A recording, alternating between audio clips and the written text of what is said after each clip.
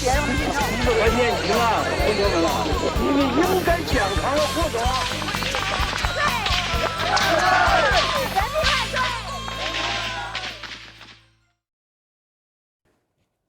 大家知道6·4事件是因为4月15号，1989年的4月15号，胡耀邦逝世引发的。胡耀邦是因为1986年底、1987年初的那次学潮，被党内的保守势力给搞下台的。大学生们6·4参与这个爱国民主运动的这些大学生，估计大概那一次学潮也有很多是参与的，没有参与他们也应该很知道。所以大学生就觉得他们和胡耀邦之间有一种特别亲近的关系。所以胡耀邦逝世以后，大学生们就开始集会，在天安门广场集会示威游行，送了很多的花圈。这样呢，就同时也就引起了中共高层的内部的分歧。以赵紫阳为首的改革派，他们认为是一方面把胡耀邦搞下台，他们内心里是并不同意的。另一方面呢，他们也觉得如果是强行压制大学生的要求，会引起很多的不良反应。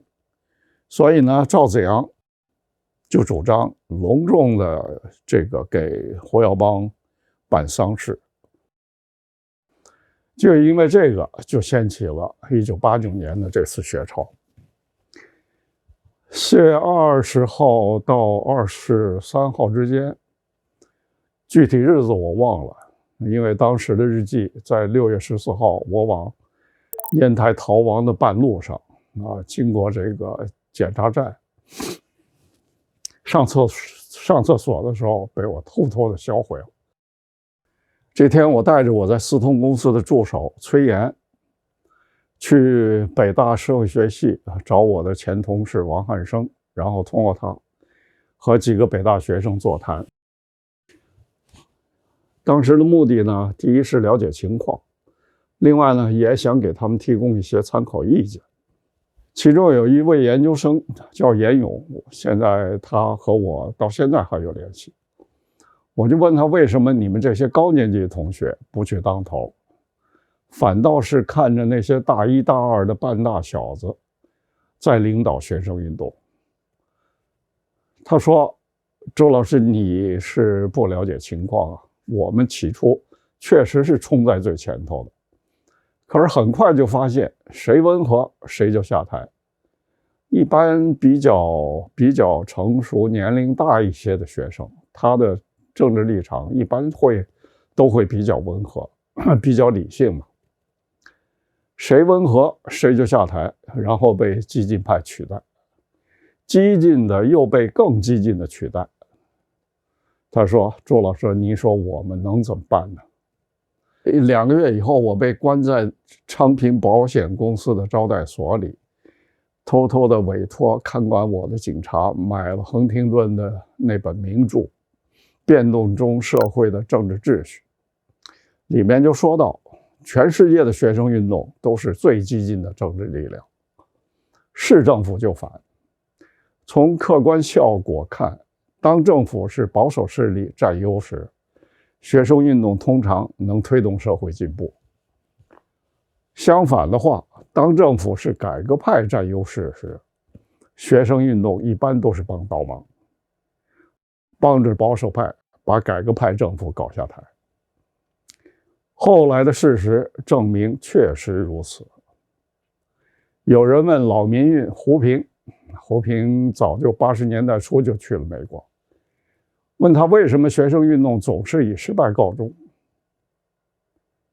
他说，很简单嘛，见好不收不失败他就不告终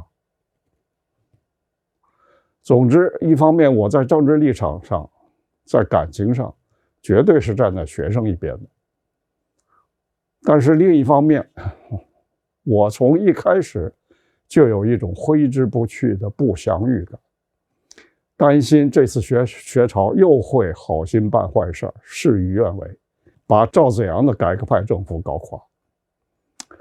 而这就是为什么我会深度卷入1989年学潮的最根本的原因。4月24号深夜3点多钟，我正睡得迷迷糊糊呢，忽然听到电话铃声响个不停。我迷迷糊糊、跌跌撞撞跑出客厅，抓起听筒，原来是刘晓波从美国纽约打来的。一听说话结结巴巴的，就准知道是他，因为我就只有这么一个结巴朋友。我初次认识刘晓波是在1988年的2月份，当时我还在北大社会学所给费孝通先生当助手，还没进四通公司呢。不过已经给四通公司的总经理万日南当了将近1年的顾问了。当时四通是承包了一家国营厂云南电子设备厂。因为国营企业和四通的企业文化格格不入，所以万日南就想在昆明办一个四通管理干部学院，来培训双方的中层干部。学院的第1期培训班就办在昆明，30多名四通的中层干部限5天之内从北京飞到昆明受训，我就被拉去当了后半期的教学负责人。课程是我定的，老师是我请的。我请的老师当中有一位就是美学老师刘晓波。就是为了四通管理干部学院，我才认识刘晓波。后来我就成了他所谓的最好的朋友。其实就像他的每次讲课一样，刘晓波在四通的讲课非常轰动，真让四通人是大开了眼界了。其中有气坏了的，有吓坏了的，当然不言而喻，也有拼命叫好的，叫好的是少数。不管怎么样，总之比我教的经济学精彩的太多了。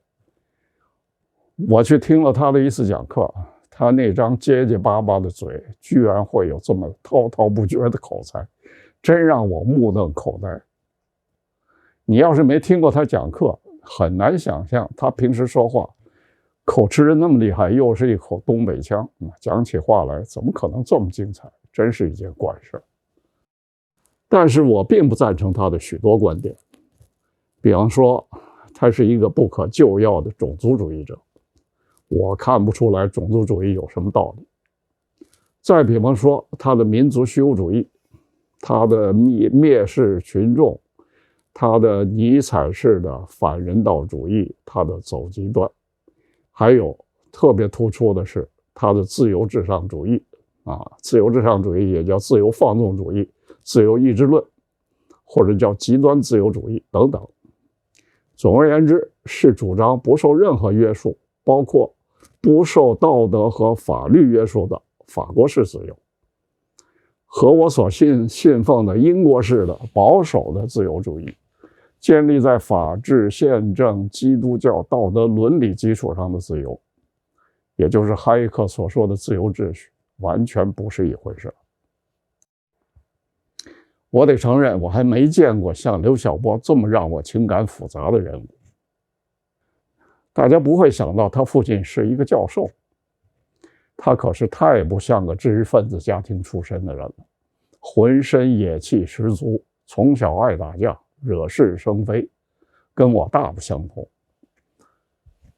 我几乎从来没有打过架，只不过呢，也很奇怪，我最讨厌上层知识分子家庭出身的那些乖孩子。我的同学大部分都是这样的知识分子子弟。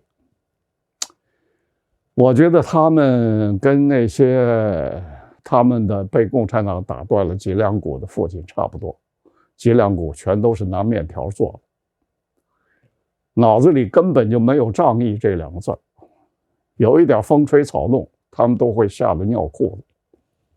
所以我从小就不爱跟他们一块玩，我宁可为了跟野孩子，这野孩子其实就是我们学校里的工农子弟，我宁可为了跟野孩子混在一起，挨我父亲打手掌心。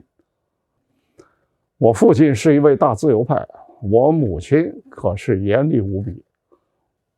我们家的孩子也算不上特别懂事、特别守规矩，但是呢，绝对不许出格。刘晓波可不是这么回事，除了功课好之外，绝对让老师见了就头痛欲裂，天生的反叛头领。他到了哪儿就鸡飞狗跳。听完他在昆明的讲课，我就跟他在吃饭的时候，我摇着头跟他说你太残忍了。首先，世界上没有几个人真正能够承受得了真理的全部分量。人差不多都是大孩子，你得哄他们、骗他们，给他们糖吃。你讲的那些冷冰冰、像刀刃一样锋利的人生真相，大可不必。你就像是对一群瘸子说，一个人要是不能当100米短跑冠军，就不值得活下去。你这话说的不公平，他们天生注定了，别说是当短跑冠军，你想叫他们走得不太难看都不可能。你剥夺了他们的希望，打击他们，羞辱他们。我说你找错了对象啊！你这些苛刻的话不该对大多数人说，不该对永远沾不上优秀边的广大人民群众说。其次，你推崇近代西方文明，可是你丢掉了近代西方文明的核心——人道主义。你太恶狠狠了，这是一种情感贫血症啊！我说刘晓波，你的理论自相矛盾，等等。说了很多我和他的不同意见。出于少见的礼貌刘晓波承认我说的对。他说他从来不想掩饰他的自相矛盾，这几乎是他的原话。我摇摇头没再说什么我得说刘晓波这个人非常真诚、正直、嫉恶如仇，痛恨，尤其是痛恨虚伪。他永远只会把自己往坏处说，不给自己涂脂抹粉。我前面说了，刘晓波的专业是美学，美学呢正好是我当年1988年我认识刘晓波的那年的10年前。我那时候就是想考美学的研究生的，从来都没想过要搞什么马克思列宁主义、毛泽东思想研究。因为那时候我就已经对马列主义讨厌透了，我一心干的就是美学。理由说起来也很简单我最有兴趣的是2样东西：哲学和艺术。美学呢，正好是这2者的结合。美学就是以艺术为研究对象所做的哲学思考。倒霉的是，我报考研究生的那年，就是1979年，竟然没有一个导师招美学的研究生。本来我已经决定放弃了，第2年再考。可我有一个中学，就是清华附中的初中同学王和，劝我无论如何也要报一门试一试。他说，共产党的政策说变就变。不知道再过1年，像我这样的老插队知青了，还能不能直接报考研究生？完全没有把握。如果不让考的话，那我就彻底没希望。我想想有道理，当年是不像现在了，那时候机会之门窄而又窄。而我当时呢，已经失去了1次机会了，考大学没被录取。不是因为我考分不够，我的考分比录取线还高40多分，是因为我并退回北京北大家书委员会，在我的档案里塞了一大堆的黑材料，一共是5大罪状，其中就包括经常在家里聚集不3不4的人偷听资产阶级黄色音乐。资产阶级黄色音乐就是西方古典音乐，贝多芬、莫扎特的音乐。还有就是不服从分配，家书委员会分配我去海淀酱油厂造酱油、腌酱菜，被我坚决拒绝了。后来我太太说：“你要去了就好了，你说不定那个著名的那个播音员杜宪。”我太太说：“你要去了的话，说不定杜宪就是你太太了，因为杜宪当时就在这个海淀酱油厂。”1979年招收研究生的专业，我能报的只有2门，一门是中国社科院哲学所的近现代西方哲学，还一门就是余光远先生的马列毛研究。可是很不幸，我学的是俄语，哲学所要的是英语和德语，所以我就别无选择了，只好就报余先生这一门。告别了美学，当时我觉得很遗憾，那现在倒是并不后悔，因为能在余光远这么一位一流导师的门下读3年书，总归是我人生的一大幸事。简单说说我的这位伟大的导师余光远先生，大家都以为他就是中共改革开放以后的一位思想解放的一面旗帜，一个重要的思想领袖。邓小平那篇所谓叫华时代的讲话，就是11届3中全会的那篇什么团结一致向前看，就是我导师负责起草的。邓小平给他写了4页纸的手写的4页纸的提纲，就一直放在他手里，他也把这事儿给忘了，过了好久他才从废纸堆里头翻出来。其实他是1930年代老清华物理系的高材生，而且他是真正，他不像什么姚依林之流，他是真正读完了所有的课程，写了毕业论文，他应该是得到什么学位？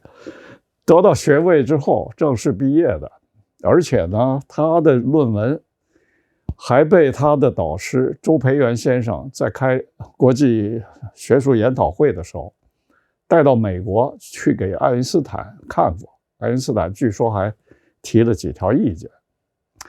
周培源先生，我一直以为他就是北大的校长而已。我父亲告诉我说，周培源先生可是个了不起的人，他是中国唯一的一个和爱因斯坦共过事的物理学家，所以我的导师是受过非常系统严格的科学研究方法的训练的。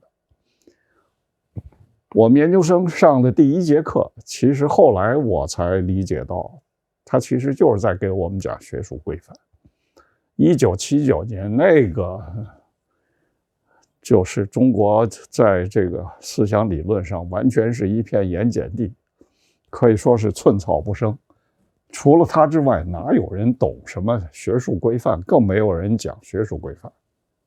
好，我还回来说4月24号，刘晓波在电话里问我，他愿不愿意把他们几个人写的一封叫做《致中国大学生的公开信》传给学生。就为了这个，他半夜给我打电话。我心想，这有什么不可以？不就是公开信吗？又不是原子弹。他是和胡平、诗人江河、陈军，还有什么人，一共10个人，他们想对这场伟大的爱国民主学生运动声援指导一番。我就把四通公司的电传号码给了他，传真号码，然后跟他约好第2天上午9点整我来接他的传真。第2天9点整，这封后来被政府说的神乎其神的公开信准时传了过来。我一看，颇有点不以为然，我认为它不会起任何作用。可是既然已经答应了朋友，我也只好就去送了。